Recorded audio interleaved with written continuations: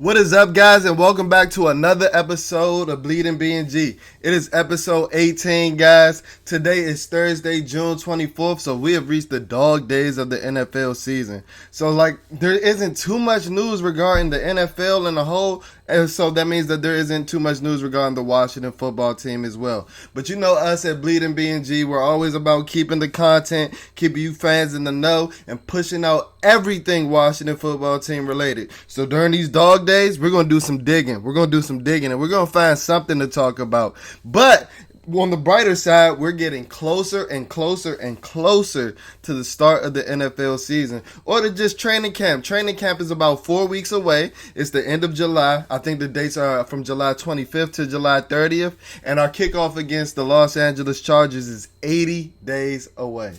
80 days away. I am so excited. So today, during these dog days of the offseason episodes, we're going to ask you guys as the Washington football team community, are you guys buying the hype? Are you guys finally buying the hype? So, a lot of local reporters, a lot of national pundits, and it's something that I haven't seen before in my 25 years of existence and, my 20 years of actually remembering being a Washington football team fan.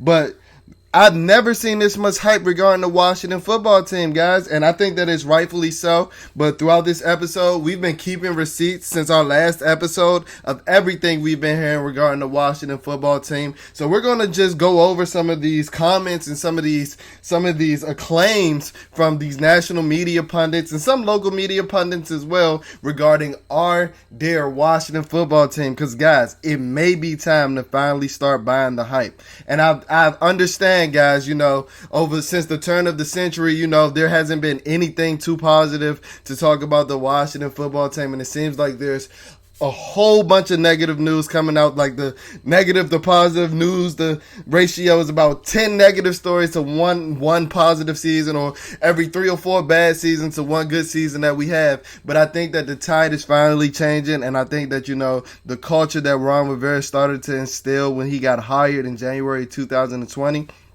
it's coming to fruition, and a lot of people are starting to notice that. So today's episode, we're asking you as a Washington football team fan, are you guys buying the hype? And we're going to go over some of this hype because, like I said, we've been keeping the receipts.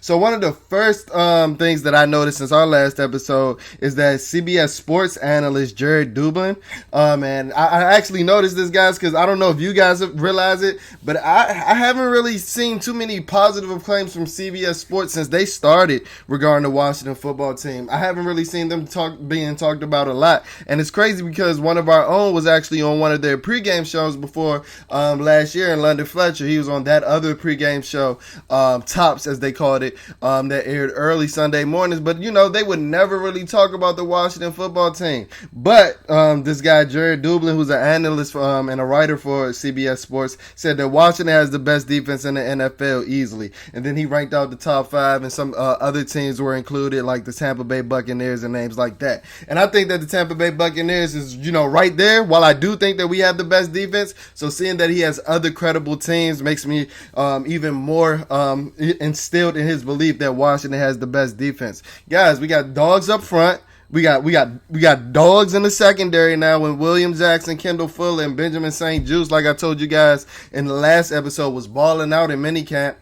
We got dogs everywhere on this defense. I see no reason why we can't back up Jared Dublin's claim that we're the best defense in the NFL. So moving on next is to my guy Dan Orlovsky. If you guys know Dan, Dan can get pretty riled up, and once he's passionate about something, his emotion shows. So I noticed his emotion when I was going over some of these receipts, and when I was noticing that he was spewing some of these things about the Washington football team, and I was like, Mr. Orlovsky, he really believes that about the Washington football team. So as I've been saying for a while, guys, that Mike Greenberg is one of our biggest fans, and I don't know when this happened because he's a New York based guy. He did go to Northwestern, but Mike was shot in New York, and he's always been like pro New York sports. He's always talking about the Yankees, and he's been pretty positive towards the Giants as well. But since late season, I don't know if he was one of the early guys buying into the Ron Rivera hype, but if you guys can remember, and if you guys follow my social media at BnG on Instagram, at BnG on Twitter, I played a clip from December when Washington was going on their run towards the playoffs. What Greeny said then, this is December, guys, almost 7 months ago. He said that I think that rookie Chase Young is the best player in the NFC East. He said, now that was with, with Dak Prescott, withstanding Dak Prescott because he did have an injury. But he was like, Chase Young is by far and away the best player in the NFC East. And remember, that was his reasoning why we were actually going to win the division going into the playoffs. And that actually came to fruition. So Dan Orlovsky on Greeny's show, Get Up, he was just, singing Greeny's sentiments and agreeing with Greeny when they were talking about the NFC East. And they were asking which team is the favorite or should be the favorite coming out of the NFC East. And Orlovsky said, Washington, they have the best roster. He said, and then the next everybody's talking about these Dallas Cowboys, but I think that the Giants have the second best roster. But we're not talking about the Giants here. He said that Washington has by far and away the best roster. And another thing that actually caught my eye in a different segment was that Mr. Orlovsky said that Washington might quite possibly have the fastest offense in the NFL. And this kind of blew my mind, because if you think we were so devoid of weapons last year, relying on Cam Sims. No knock to Cam Sims, but I'm not sure if he's a number 2 receiver. Relying on Cam Sims to make big plays late in the year. I think JP Finley said we closed training camp with 4 of our 6 receivers on the roster being undrafted, and we cannot have that.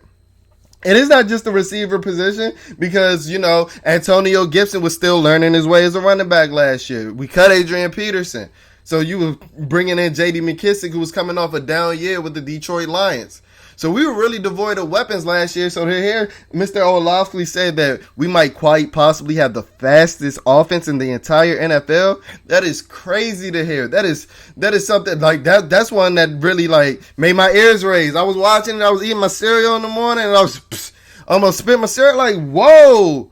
When do we start getting praise as a Washington football team community from guys on ESPN? This is something that I'm not used to, and it's coming on a consistent basis, guys. But when you think about it, Dan Orlovsky has a case. I told you guys in the last episode, in the episode when we were bringing in, when we were talking about Curtis Samuel and minicamp being used in a plethora of ways. This team has 4.3 speed guys out the buku, out the arse. I'm trying to keep this PG-13, trying to keep this episode PG-13. But this offense is crazy. Like I said, you got Antonio Gibson running a 4.39. You got Terry McLaurin running a 4.35. You got Curtis McLaurin running faster than that. Then you bring in a guy like De'Ami Brown, who, he's a 4.4 guy, but he was the best deep ball threat receiver in college football last year, Jalen Waddle included. Yeah, I know Jalen Waddle's supposed to be a 4.2 guy, but the numbers don't lie. De'Ami Brown just finds a way to get behind defenses. And then you add in a guy like Logan Thomas to work the middle. No, he's not a burner, but he's a great athlete. He's a great athlete, if you guys can remember from his quarterback days. He was running, he was a 4.67 athlete. And that's great for a quarterback who is 6'7", 250 to 60 pounds. Yeah, now there are teams like the Kansas City Chiefs. We cannot forget teams like the Kansas City Chiefs. Or, who else? Who are some other fast offenses in the NFL? Like the Seattle Seahawks with Tyler Lockett and DK Metcalf. But I don't even know if they got the plethora of guys that we can, send you to burn you on a deep ball. We can... guys, it's a reason. It's a reason why these pundits are buying into the Washington football team hype. It can be from, we have Antonio Gibson, who's everybody's buying the hype that he might be a 1,000-yard rusher with a 1,500-yard all-purpose season. But he's even a guy that even if he doesn't pan out like that at running back this season, he still has that wide receiver background, and I expect him to be, used in the slot and out wide as Scott Turner gets more creative and involved with this offense. And then when Dan Orlovsky also was praising us, he said, we had the best roster in the NFC East. And we might make some noise in the playoffs when we get there, because we're getting there, because we're winning the NFC East. And that's coming from a guy from the NFC, from ESPN, like I said, who has no real involvement with the Washington football team. So why wouldn't he believe the words that he is spewing? So that was from Dan Orlovsky. And then my guy Matt Miller said to put your money on Jamin Davis to win Defensive Rookie of the Year. So the praise keeps on coming, guys. The praise keeps on coming. And it's not just about the team. It's about individual players as well. And And this is something that is really positive because, we in the mid 2000s up until this point, we've been used to idolizing individual players without having a team success, like the guys from Miami, like Santana Moss, Clinton Portis, Sean Taylor, but we never had that team success. So seeing that we are able to have, big time, big name athletes, like my man Chase Young told you in his press conference, I've been doing endorsements deals, but they still, they're positive, they're highlighting their success, which is going to fall in line with the team success as well. So like I said, Matt Miller said, you might as well put your money on Jamin Davis to win Defensive Rookie of the Year. Him behind those beasts in the defensive line, keeping him clean, and he compared Jamin Davis to a more athletic Patrick Willis, which I thought was pretty crazy because Patrick Willis was a hell of an athlete in himself. And then we got guys like J.P. Finley. Yeah, he's a local guy, but he's talking on the radio talking about that Chase Young can be the Defensive Player of the Year conversation this year. So keep in mind, tie that back to what I was saying about Mike Greenberg thinking that Chase Young is actually the best player in the NFC East as a whole. This is crazy to think about, and this is very positive to hear as a Washington football team fan. It's something that I'm not used to. So let's tie it back to another guy on ESPN's Get Up, and a guy that actually has some involvement and some history with the Washington football team franchise, and that's Louis Riddick. So you guys in the Washington football team, I know some of you guys have wanted Louis Riddick to be brought in as a GM. You guys take Louis Riddick's word for gold. And, I believe a lot of what he says. I still kind of get on him about his Dwayne Haskins take that he never really backed off of. But I really hold Louis Riddick's word very valuable. And he said on 2 different episodes. Also on Get Up, he said that Washington has the best roster 1 through 53 in the NFC East by far. They're loaded up and ready to take a shot at the NFC as a whole in the conference. So these are 2 analysts that are thinking big picture, thinking outside of the NFC East. They're talking about the NFC conference as a whole. So let's think about some of the titans of the conference. You got the Tampa Bay Buccaneers. You got the Green Bay Packers if Aaron Rodgers decides to show up. Who are the other titans? The Seattle Seahawks, they're pretty consistent. They're pretty battle tested and are somewhat there every year. You got the Los Angeles Rams. So, these guys are thinking that we can compete with these teams. And I think that we can honestly surpass these teams because, like I said, outside of the top 2, there aren't really any stalwarts in the NFC. This might be our time to sneak up into that stalwart category because we already have the best defense in the NFL. Many pundits think that. I think that if you would survey all NFL writers, I think that majority, 85 plus, would say that Washington is holding a top 5 defense, and they're expecting Washington to have a top 5 defense this season. It's just what it is at that point. So when we look back at some of the other positives that Louis Riddick had to say, he actually talked about how the Washington football team, they have no weaknesses. The only weakness is at the quarterback position, and we don't know, and he didn't necessarily consider it a weakness. It's something that he had a question about. He doesn't know if Ryan Fitzpatrick can be a full-time starter because he never has shown it before, and that is rightfully so. That's a right belief to have, and I completely understand his belief. But when somebody tells me that we have the best roster 1 through 53, I like my chances. I really do. I like my chances. And like I said, these guys are saying that we can not only compete in the NFC East, but we can compete in the conference as a whole. And Rich Eisen, who's Mr. NFL Network, who I believe doesn't really pay too much attention to the Washington football team, not because he's not a fan or a super football fan, but he has so many obligations to other franchises and he has so many things that he has on his plate because he is Mr. NFL Network. But he completely agreed with Louis Riddick. He's like, I do not see how Washington isn't the clear favorites in the NFC East, and that is very, very pleasing to hear. All right, so I saved one of these for the end. But Chris Sims actually, he's with Pro Football Talk. He actually picked us to win the NFC East as well. But yesterday, Wednesday, June 23rd, he had picked, completed his quarterback rankings. And on that list, he had did his top 40 quarterback rankings. So that included the 32 starters or projected to be starters, including 8 backups as well. He had our quarterback, our beloved quarterback, Ryan Fitzpatrick, ranked number 23. So he's in a lower tier of the league based off of Mr. Sims' projections. And I think that this is the only thing that's hesitating some other pundits, or this being a unanimous clean sweep and everybody believing that the Washington football team is the best team in the NFC East. Because we all have to remember that the quarterback position is the most important position in football. So despite how good your 53 is, like while I did say I like my chances, that quarterback can elevate you from being just a so-so football team to being a great football team. Or if you're holding a great defense, if you have some substantial quarterback play, or even marginal quarterback play, that can keep you from competing to the NFC East or competing in the NFC as a whole, like some of these pundits are predicting us as well. So just keep that in mind. But one thing that I did find very, very interesting was on that same Pro Football Talk show that Chris Sims has with Mike Florio, who's a noted Washington football team. I wouldn't say hater,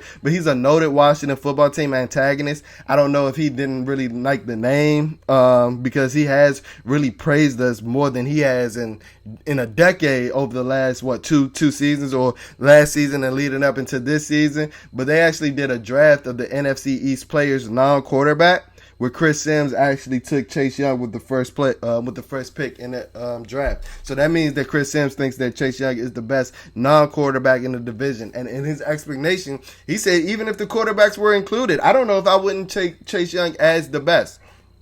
So like I told you guys, JP Finley was saying that Chase Young has a lot of defensive player of the year hype, and these remarks just hold up with that belief that, hey, some national media pundits may believe that as well. I think that Chase Young does have the potential to be a top 5 defensive player in the NFL, as I told you guys in my last episode where I ranked the top 5 players on the team. If you haven't checked that one out, please go tap into that one. But going back to what Chris Sims said, he said that Chase Young is he's a Greek god he's a physical specimen. And if you saw late in the second half of the season where he was actually learning how to play football, he dominated. And we also have to keep in mind that Chase, in that same press conference when he told y'all I was a superstar, I get endorsements deals, he said that I was playing with a bad hip and a pulled groin all season. He injured his hip in training camp. I remember that. So let's think about the type of season he had last season as a defensive rookie of the year. And let's think about the potential of him entering this season 100% healthy. I see why these defensive player of the year claims, I don't see why they couldn't hold up. Because Chase Young is just that type of dog, that type of dude. But the thing that was interesting to me, as I told you guys about Mike Florio, he's not really an avid Washington football team lover. But the thing that was interesting to me is that he picked Terry McLaurin, our captain, our wide receiver one, Terry McLaurin, with the second pick in the whole NFC East draft with, non-QB quarterback excluded. So that means that Florio thinks that Terry McLaurin is the best offensive player in the NFC East. And I told you guys he was the best offensive player. He was the best receiver in the NFC East on that PFF ranking episode when they tried to give Amari Cooper, 11th, and Terry McLaurin 17th. I told y'all that list was food then, and apparently Mike Florio agrees. Shout out to you, Mike Florio, because Terry McLaurin is easily the best receiver in the NFC East. I don't want to hear about no Amari Cooper. I really don't. So that's just a thumbs up to me. I had to toot my own horn really quick because at least one person in the national media agrees with me. I don't know. I was very interested in that pick, and it was very intriguing. And while I do think that Terry is a top, 5 offensive player or top 3 offensive player, I don't know if I would draft him in front of Saquon Barkley just yet. We have to remember, yes, he did come off an injury, but Saquon Barkley is a generational talent. Now, I don't know if they were taking injuries and, career outlook in consideration when they were making these draft picks, but they didn't really talk about that as a criteria when they were doing it. So if we're going off just talent, well, I would take Chase Young first. Taquan Barkley would be second because he's just a freak as well. And we know what he has done to us when he is healthy. I'm at a loss for words just thinking about him running for almost 200 yards, in 2018. That day still disgusts me. The Giants were up, 40-0 in the first half? I still have nightmares about that day. I still have nightmares about you, Saquon Barkley. I'm sorry. But like I said, guys, this wasn't going to be a too long of an episode because we are in the dog days of the off season. But I just kept some receipts and just jotted some things down from, sitting in my rabbit hole watching Undisputed, First Take, First Things First, FS1, ESPN. That was the trend that I noticed over the course of the last 2 weeks, is that these guys are buying into the Washington football team hype. They really are. So I want you guys to tell me what were some of your favorite comments and some of your favorite receipts that we kept. I'll give you some of mine now. The Dan Orlovsky Washington is quite possibly one of the fastest teams in the NFL. In the entire NFL, that might be my favorite and my hottest take of the receipts that we read, because nobody's really talking about our offense. They're talking about our quarterback and what he might not be able to do, or if he can last an entire season. But they're not talking about the weapons that we already had in Terry McLaurin, Antonio Gibson. And they're not talking about the weapon that we brought in, the ultimate weapon, the ultimate Swiss Army knife in Curtis Samuel. And then thinking about a dog like De'Ami Brown, who I expect to produce for a third-round rookie receiver and be big time. That might possibly be my favorite take. And that was the one that was like, oh yeah, I'm so ready for this season. And so, if you're ready for the season just as much as I am, please keep tuned into Bleeding BnG, because we're giving you everything Washington football team related. We're the most consistent social media page out there. We're giving you insight. We're giving you breakdown. We're giving you podcast episodes. All the content that you can think of, we're giving it to you. So please tap into our social media pages, as I mentioned before. Our Instagram is at Bleeding BnG.